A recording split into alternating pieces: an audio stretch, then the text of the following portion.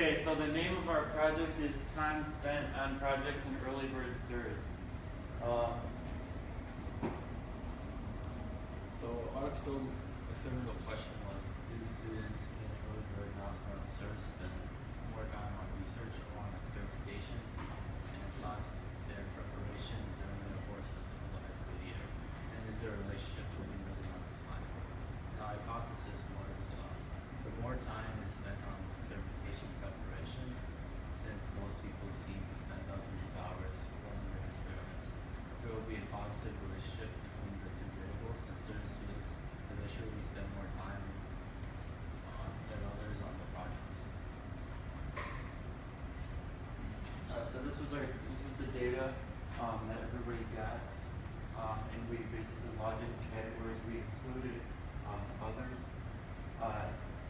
All units are in hours, and we listed the mean, median, minimum, max, standard deviation, and 95% confidence range for each category. And since the standard deviation is so high, 95% confidence range, and the data sample is so small, 95% confidence range tend to start at actually a negative number of hours for most of them. You don't use the standard error because you don't use the 95% confidence range. Standard. Find out what the service says.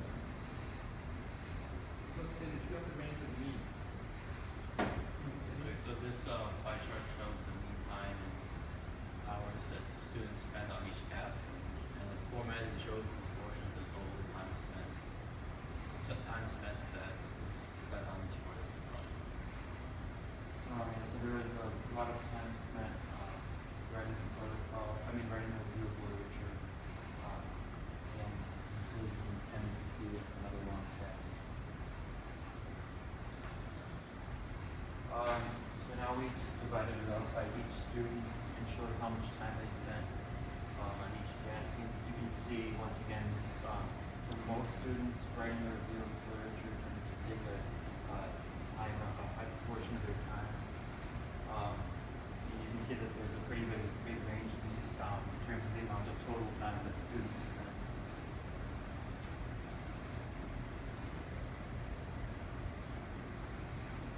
So in this table we assign each task category. In the first column is category and the second column is a task.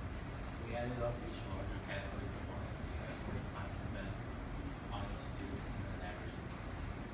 Yeah, so experimentation was just time in the lab usually, or collecting data on the computer, and preparation was just anything that was like getting our presentation together for the science fair. And then in research, we decided to include the review of literature because it's basically a compilation of all the research. And if you look at the data here, at the bottom, the total time spent on research was a decent amount more than time on experimentation and preparation.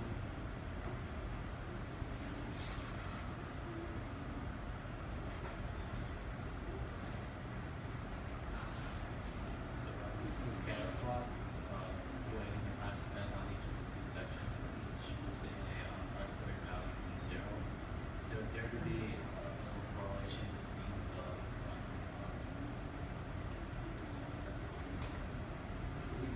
Yeah, there wasn't much correlation between the time spent on research and the time spent on experimentation.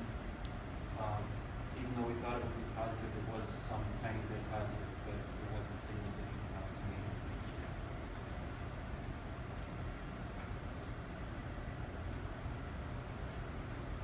So these are the results of the two tests on the means.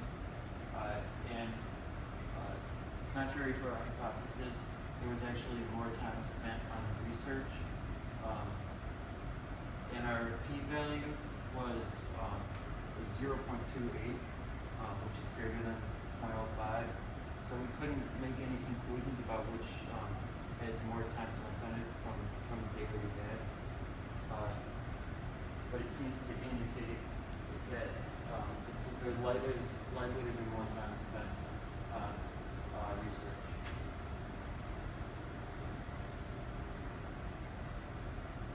So in our conclusion, the data indicates However, the p-value was greater than 0.05, so our sample size and the differences between the two categories are not large enough to reject the null hypothesis that there is no difference between these individuals. While we did think there would be a positive relationship between our two variables due to the students' general work habits, the relationship was so slight and the R-squared value was so low that they are probably independent. Yeah, we don't know that they are independent, but it seems like.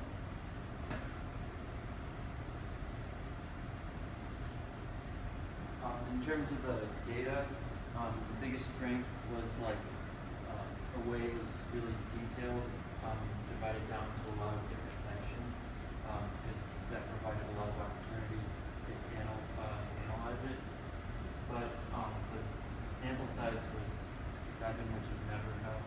Well, it's usually not enough. In this case, it wasn't. And it was unreliable because of the way students reported it from memory. They were likely to have an impression from the end more than from the beginning. And so that could have affected our results as well. And we could have improved the study if we gathered data from more students in early bird, even though there weren't many. There were a couple more opportunities to get that data. And by outlining how they should fill it out, because some of the categories were kind of ambiguous. And so telling them what exact tests would go where, and giving that to anybody who analyzes the data. And if they had logged their hours throughout the year, this would have been a lot more reliable, because it would have